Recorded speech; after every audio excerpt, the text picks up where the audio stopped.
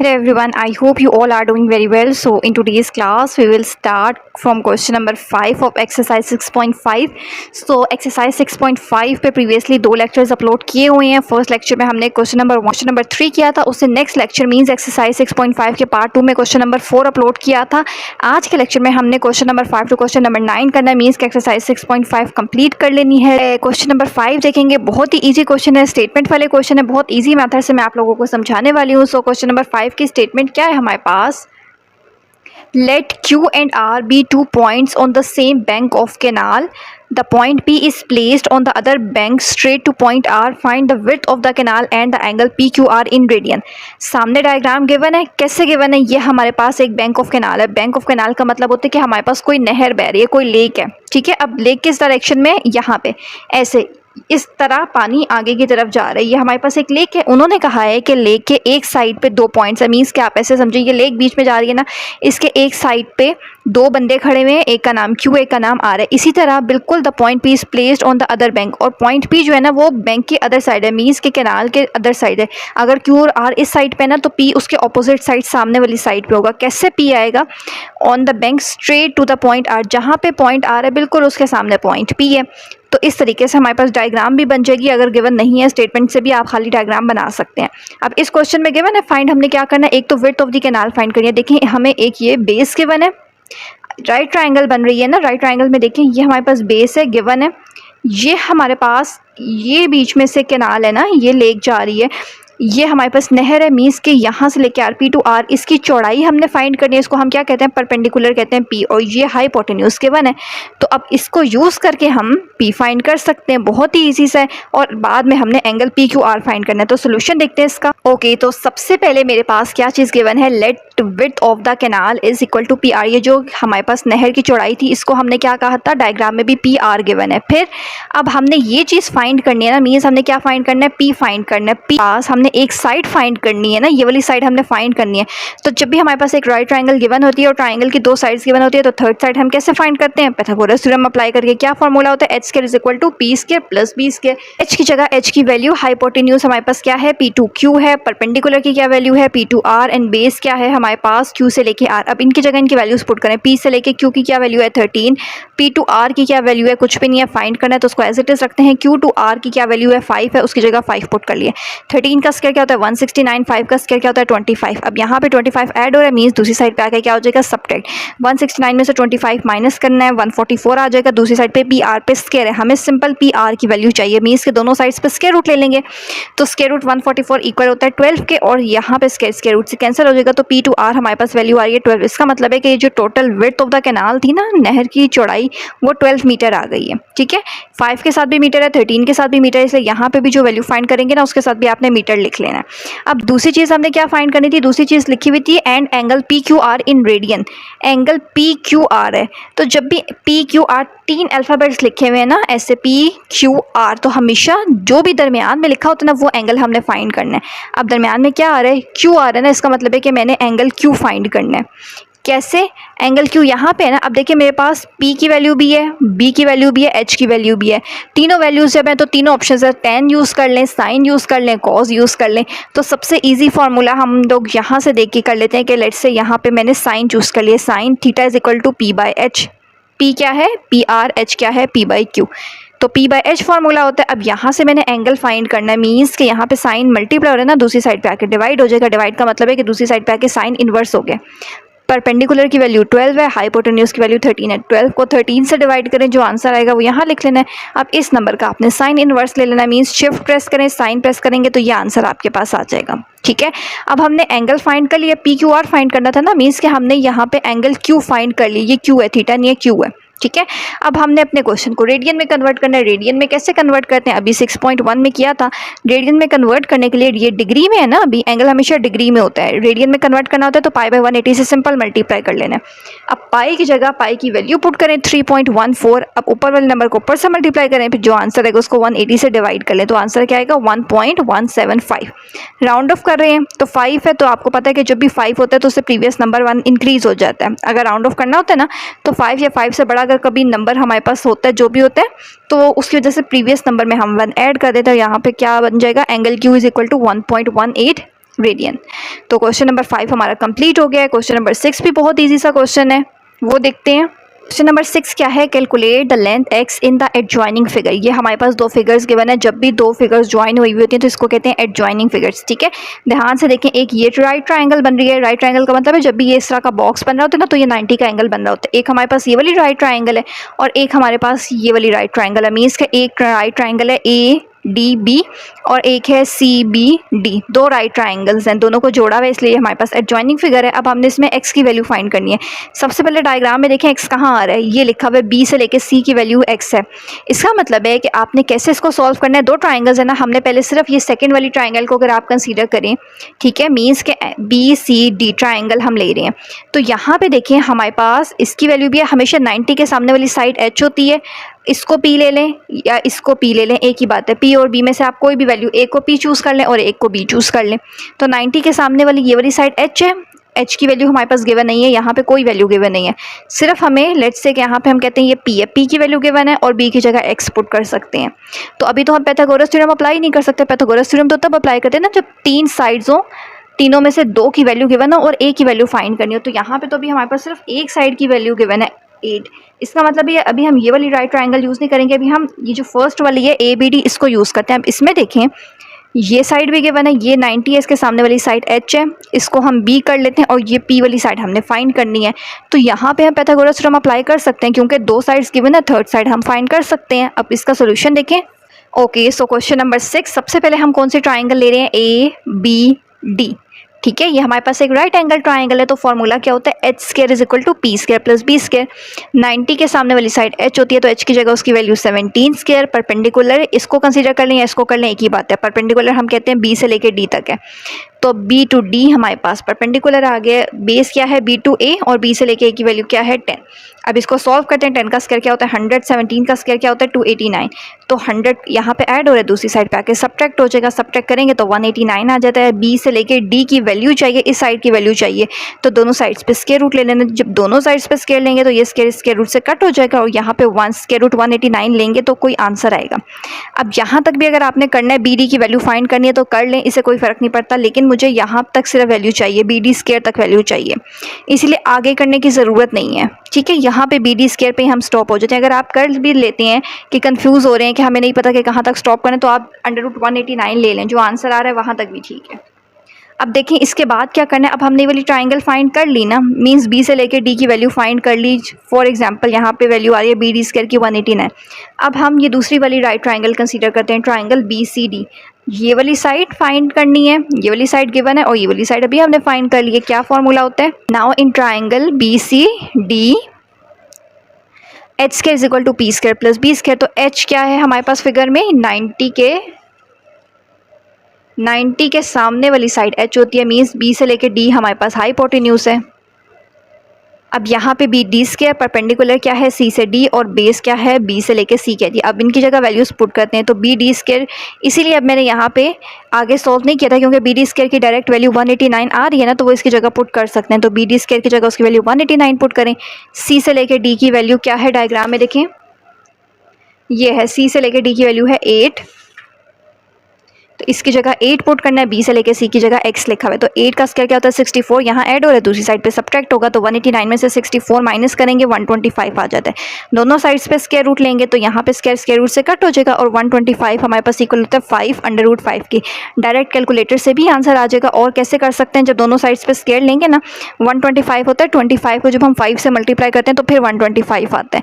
तो 25 हमें पता है 5 का स्क्वायर होता है, इसलिए 5 स्क्वायर रूट से बाहर आ गया और ये वाला 5 स्क्वायर रूट के अंदर ही रहेगा। अब डायग्राम में देखें 17 के साथ भी सेंटीमीटर है, 10 के साथ भी सेंटीमीटर है, 8 के साथ भी सेंटीमीटर है। तब यहाँ से जो हमारे पास x की वैल्यू आएगी ना, इसके साथ भी आपने यूनिट सेंटीमीटर ही लिख देना है। तो क्वेश्चन नंबर 6 भी कंप्लीट हो जाता है। अब क्वेश्चन नंबर 7 देखते हैं। क्या स्टेटमेंट है, if the ladder is placed along the wall. हमारे पास एक लेडर है, लेडर कहते हैं सीढ़ी को, एक सीढ़ी है जो हमने दीवार के साथ खड़ी की है, such that the foot of the ladder is 2 metre away from the wall. अब जब भी हम कोई सीढ़ी है, फॉर एग्जांपल ये लेडर है, अब इसको मैंने वॉल के साथ तो नहीं ना, बिल्कुल स्ट्रेट तो नहीं ना खड़ा करते ऐसे। फॉर एग्जांपल ये हमारे पास जैसे वॉल है, तो लेडर को हम उसके साथ तो नहीं खड़ा करते इस तरह, तो ये यूँ नीचे गिर जाती है। तो हमने क्या करना होता है, लेडर को हम ऐसे करके खड़ा करते हैं, थोड़ा सा एंगल बना के खड़ा करते हैं। फिर कितना दूर है लेडर वॉल से कितना दूर है, 2 मीटर अवे है। If the length of the ladder is 8 metre, अगर उस लेडर की लेंथ 8 मीटर है, find the height of the wall, तो वॉल की हाइट क्या होगी। अब सोल्यूशन देखें इसका। यहाँ से हमने क्या करना है, अगर हम स्टेटमेंट देखें, स्टेटमेंट में अगेन रीड कर रही हूँ, if the ladder is placed along the wall such that the foot of the ladder is 2 metre away. ये हमारे पास एक वॉल है, हमने वॉल के सामने एक लेडर प्लेस की है, उस लेडर की लंबाई, उसकी लेंथ कितनी है, लेडर 8 मीटर है। लेडर दीवार से कितना दूर है, 2 मीटर दूर है, और हमने वॉल की हाइट फाइंड करनी है। तो जब दो साइड्स गिवन है, थर्ड साइड हम कैसे फाइंड करते हैं, वॉल की हाइट फाइंड करनी है ना, तो उसको कोई वेरिएबल का नेम दे देते हैं, लेट्स से एक्स कह दिए। दो साइड्स गिवन है, एक फाइंड करनी है, पाइथागोरस थ्योरम यूज़ करके फाइंड कर लेते हैं। तो एच की जगह एच की वैल्यू 8, पी की जगह पी की वैल्यू एक्स, बी की जगह बेस क्या है 2, तो 8 स्क्वायर 64, 2 स्क्वायर इज़ 4, यहाँ पे 4 ऐड हो रहा है, दूसरी साइड पे आके सब्ट्रैक्ट होगा, तो 64 में से 4 माइनस करेंगे 60, दोनों साइड्स पे स्क्वायर रूट लेंगे, ये स्क्वायर इससे कट होकर एक्स बाहर आ जाएगा, और स्क्वायर रूट 60 इक्वल होता है 7.745। दोनों वैल्यूज़ के साथ मीटर है, तो जो थर्ड साइड आएगी उसके साथ भी मीटर ही होगा। ठीक है, सो क्वेश्चन नंबर 7 भी हमारा कंप्लीट हो गया। जैसे हमने क्वेश्चन नंबर 7 के same as it is question number 8 भी ऐसे ही होगा। ठीक है, सो क्वेश्चन नंबर 8 की स्टेटमेंट देखते हैं। नंबर 8 की स्टेटमेंट क्या है, the diagonal of a rectangular field A B C D is 6x + 9 metre and sides are x + 7 metre and x हम find the value of x। एक हमारे पास रेक्टेंगुलर फील्ड है, मीन्स एक हमने रेक्टेंगल ड्रॉ कर लिया, उसकी साइड्स हैं a b c and d। The diagonal of a rectangular field is, means के रेक्टेंगुलर में हमने एक डायगोनल ड्रॉ किया। डायगोनल का मतलब होता है एक कोने से लेकर दूसरे कोने तक हमने ज्वाइन कर दिए, डायगोनल बन गया। अब उन्होंने कहा डायगोनल की वैल्यू कितनी, x + 9 है, किसी एक साइड की वैल्यू x + 7 है और एक साइड की वैल्यू x है। तो यहाँ पे इन्होंने डायग्राम में बेस पे x + 7 लिख दिया और परपेंडिकुलर पे x लिख दिया। अब ध्यान से देखिए, हमें x की वैल्यू फाइंड करनी है। अगेन ये हमारे पास एक राइट ट्रायंगल बन रहा है, बी ए बी एंड सी, ये हमारे पास एक राइट ट्रायंगल है ना, ऐसे करके आप ट्रायंगल को देखें। ठीक है, मीन्स कि दो साइड्स गिवन है, एक साइड फाइंड करनी है। तो जब दो साइड्स गिवन होती है, एक साइड फाइंड करनी है, तो पाइथागोरस थ्योरम अप्लाई कर लेते हैं, सिंपल। क्वेश्चन देखते हैं, we have triangle A B C हमारे पास ट्राइंगल है, इसमें हमने x की वैल्यू फाइंड करनी है, पाइथागोरस थ्योरम अप्लाई करेंगे। क्या होता है, h equal to P square plus B square. ये h लिखा हुआ है, 90 के सामने वाला h होता है, h की वैल्यू क्या है, x + 9 स्क्वायर। परपेंडिकुलर की वैल्यू क्या है, ये परपेंडिकुलर है, इसकी वैल्यू क्या है x। बेस क्या है, x + 7, बेस की वैल्यू क्या है, x + 7 स्क्वायर। अब स्क्वायर्स है ना, तो स्क्वायर की जगह इसको ओपन करें, मीन्स ये a + b होल स्क्वायर की फॉर्म लिखी हुई है ना, यहाँ पे फॉर्मूला अप्लाई हो रहा है, तो इसको फॉर्मूला ओपन कर देते हैं। अब a + b whole square equal होता है a square b square + 2ab। तो ऐसे ही करना, ये a है, a स्क्वायर, ये b है, b square plus 2a and b। इसी तरह इक्वल के बाद x square as it is, यहाँ पे भी a + b होल स्क्वायर का फॉर्मूला ओपन होगा, a square plus b square plus 2a and b। अब इसको सॉल्व करते हैं, x square as it is, 9 किसका स्क्वायर होता है 81, 9 का स्क्वायर 81 होता है, 2 9 सा 18x। इसी तरह साइड पे देखें, x square plus x square, 7 का स्क्वायर 49 होता है, 2 7 सा 14x। अब यहाँ से सारी वैल्यूज़ को दूसरी साइड पे ले आते हैं। यहाँ पे देखें x ऐड हो रहा है ना, ये पहली 3 वैल्यूज़ तो एज इट इज़ लिखी हैं, यहाँ पे ऐड हो रहा है, इधर आके सब्ट्रैक्ट होगा। इसी तरह ये ऐड हो रहा है, इधर आके सब्ट्रैक्ट होगा। प्लस 49 है, दूसरी साइड पे आके -49 है, प्लस 14 है, तो दूसरी साइड पे आके -14। अब यहाँ से सारे नंबर दूसरी साइड पे आ गए, तो इक्वल के साइड पे कुछ भी नहीं रहा, इसका मतलब है कि 0 लिख देना है। अब देखें ध्यान से क्या करना है, अब इसको सॉल्व करते हैं। Plus x minus x square से कट हो गया, तो -x का स्क्वायर प्लस 18 और -14 अरेंज करके लिख देते हैं, और प्लस 81 और -49 आ जाते हैं। अब इसको सॉल्व करें, -x square plus minus minus plus 18 और -14 इक्वल होगा प्लस 4x के। इसी तरह -49 और प्लस 81 इक्वल होता है प्लस 32 के, इक्वल टू 0। अब फर्स्ट टर्म के साथ कभी भी माइनस का साइन नहीं होना चाहिए क्वाड्रेटिक इक्वेशन के लिए। अगर हम फॉर्म देखते हैं तो उसके लिए क्या करना था, माइनस का साइन कॉमन ले लेते हैं। जब माइनस को हम कॉमन ले लेंगे ब्रैकेट के बाहर, तो अंदर वाले सारे साइन चेंज हो जाएंगे। कैसे, माइनस था ना, ये तो हमने बाहर लिख लिया है, तो अब यहाँ प्लस रह जाएगा, minus plus minus minus plus minus. अब ये माइनस ब्रैकेट के बाहर है, इसका मतलब है कि इस साइड पे आके 0 से डिवाइड हो जाएगा और ख़त्म हो जाएगा। तो अब हमारे पास क्या रह गया, x स्क्वायर रह जाएगा, -4x और प्लस -32 मीन्स यहाँ से हमारे पास आएगा x square -4x -32 equal to 0। करना क्या है, मिड टर्म ब्रेक करनी है, मीन्स ऐसे दो नंबर जैसे मल्टीप्लाई करें तो 32 है, ऐड और सब्ट्रैक्ट करें तो 4 है। तो 32 के दो नंबर्स को मल्टीप्लाई करके आते हैं 4 8 सा होता है, मीन्स के -8x और प्लस 4x, 8 4 सा 32 भी होगा और -8 + 4 सॉल्व होकर -4 भी आ जाएगा। सो यहाँ पे हमने क्या करना है, फर्स्ट 2 में से x कॉमन आ जाएगा, अंदर क्या रह जाएगा x माइनस 8। इसी तरह लास्ट 2 में से 4 कॉमन आ जाएगा, तो ब्रैकेट में क्या रह जाएगा x प्लस माइनस माइनस 4 8 सा 32 था। अब x माइनस 8 दो दफ़ा आ रहा है तो उसको हमने जस्ट 1 टाइम लिख लेना है। पे हमारे पास दो पेयर्स बन जाएंगे x माइनस 8 और x plus 4 equal to 0। Equal to 0 का मतलब है दोनों नंबर्स को बारी बारी 0 को इक्वल रखते हैं। एक दफ़ा x माइनस 8 को 0 को इक्वल रखेंगे तो माइनस 8 है, दूसरी साइड पे आके प्लस 8 हो जाएगा। एक दफ़ा x प्लस 4 को 0 के इक्वल रखेंगे, प्लस 4 है, दूसरी साइड पे आके माइनस 4 आ जाएगा। तो हमने करना क्या होता है, ये दो हम लेंथ्स फाइंड कर रहे हैं ना, तो इसका मतलब है कि हमेशा वैल्यू जो होती है, लेंथ हमेशा पॉजिटिव होती है, नेगेटिव नहीं होती। तो इसका मतलब है ये तो वैल्यू नेगेटिव आ रही है, ये कंसीडर नहीं करनी, हमने सिर्फ ये कंसीडर करनी है क्योंकि ये वैल्यू पॉजिटिव आ रही है। ठीक है, सो क्वेश्चन नंबर 8 भी हमारा कंप्लीट हो गया। अब क्वेश्चन नंबर 9 देखें। क्वेश्चन नंबर 9 क्या है, calculate the value of x in each case. Question number 9 में भी दो पार्ट्स हैं, दो डायग्राम्स गिवन है, हमने x की वैल्यू फाइंड करनी है। सबसे पहले फर्स्ट पार्ट देखते हैं, ये गिवन है ABC, एक ट्राइंगल गिवन है, एक साइड x है, एक साइड 12 है, एक साइड 20 है। ठीक है, दो साइड्स की वैल्यू गिवन है, तीसरी की गिवन नहीं है, तो क्या करते हैं, पाइथागोरस थ्योरम अप्लाई करते हैं। कैसे, ये 90 है, इसके सामने वाली साइड h होगी, एक साइड को p कह देते हैं और एक साइड को बेस कह देते हैं। अब फॉर्मूला लिखते हैं। सो यहाँ पे देखें ट्राइंगल बना लिए, ये h है, ये साइड p है और ये साइड b है। फॉर्मूला क्या होता है, h square is equal to p square plus b square. अब h की जगह h की वैल्यू 20, p की जगह p की वैल्यू x स्क्वायर, b की वैल्यू कितनी है 12 स्क्वायर। 20 स्क्वायर इज 400, 12 का स्क्वायर 144 होता है, यहाँ ऐड हो रहा है, दूसरी साइड पे आके सब्ट्रैक्ट हो जाएगा। 400 में से 144 सब्ट्रैक्ट करेंगे 256 आ जाएगा। दोनों साइड्स पे स्क्वायर रूट ले लेंगे ताकि यहाँ x वाला स्क्वायर स्क्वायर से कट होके बाहर आ जाएगा और अंडर रूट 256 इक्वल होता है 16 के। दोनों वैल्यूज़ के साथ सेंटीमीटर है, तो जो थर्ड वैल्यू है वो उसके साथ भी आपने सेंटीमीटर लिख लेना है। ठीक है, बहुत ईजी सा क्वेश्चन था पार्ट ए। अब इसी का पार्ट भी बहुत इजी क्वेश्चन है।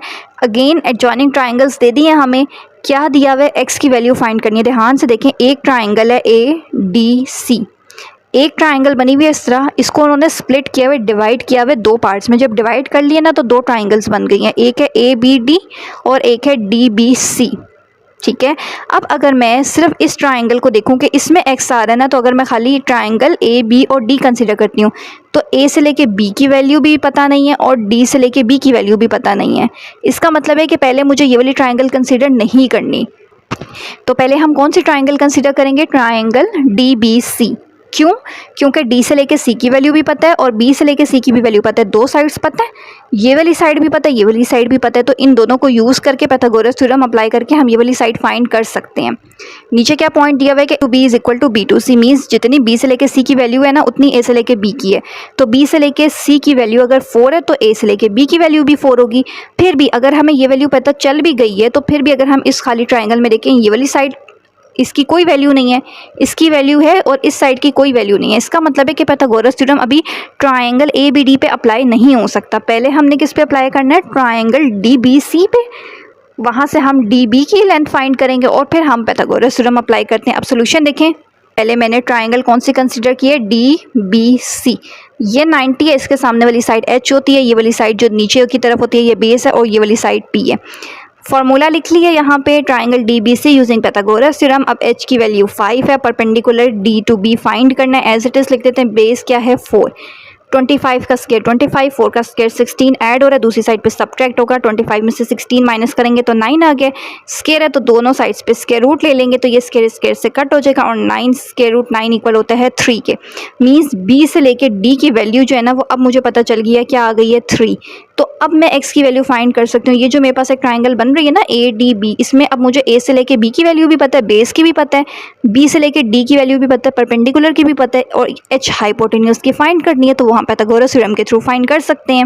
और in triangle ABD again formula लिखा है, H की वैल्यू क्या है अननोन है, X एज इट इज लिखना है, P की वैल्यू कितनी थी 3 अभी फाइंड की है। यहाँ पे देखें P इक्वल है, परपेंडिकुलर किसको कह रहे हैं, B से लेके D को कहते हैं। ये स्ट्रेट थोड़ी सी बनी नहीं है, डायग्राम बिल्कुल स्ट्रेट है। तो B टू D की वैल्यू क्या है अभी फाइंड किया 3 का स्क्वायर क्या होता है 9। इसी तरह बेस क्या है A से लेके B की वैल्यू क्या है 4, तो 4 का स्क्वायर क्या होता है 16। सो 16 में 9 ऐड करेंगे क्या आता है 25, दोनों साइड्स पे स्क्वायर रूट लेंगे तो यहाँ पे ये स्क्वायर स्क्वायर से कट हो जाएगा और 20 स्क्वायर रूट 25 इक्वल होता है 5 के। इसका मतलब है कि हमें x की वैल्यू फाइंड करनी थी, रिमेनिंग सारी वैल्यूज़ के साथ सेंटीमीटर है तो x के साथ भी हमने यहाँ पे सेंटीमीटर लिख देना है। तो यहाँ से हमारा क्वेश्चन जो है वो कंप्लीट हो गया, जिसमें हमने एक्सरसाइज 6.5 कंप्लीट कर ली है। आई होप आपको ये क्वेश्चन अच्छे से क्लियर हो चुके होंगे और अच्छे से तब समझ आएंगे जब आपने इसके प्रीवियस 2 लेक्चर्स ध्यान से देखे होंगे, क्योंकि वही क्वेश्चन वही मेथड बार बार अगेन रिपीट हो रहा है। So that's all from today's class. Channel पे न्यू है तो चैनल को लाजमी सब्सक्राइब कर लीजिए, ताकि जैसे जैसे हम नेक्स्ट एक्सरसाइजेज अपलोड करते रहें आप लोगों तक नोटिफिकेशन आता रहे। चैप्टर नंबर 6 तक मीन्स के एक्सरसाइज 6.5 तक सारे चैप्टर्स पे सारी एक्सरसाइजेस पे वीडियो अपलोड की हुई है। नहीं देखी हुई तो उनको भी बारी बारी देख लें, ताकि सारे कॉन्सेप्ट्स डाउट जो हैं वो आपके साथ साथ क्लियर हो जाएं। So stay connected with us and thanks for watching.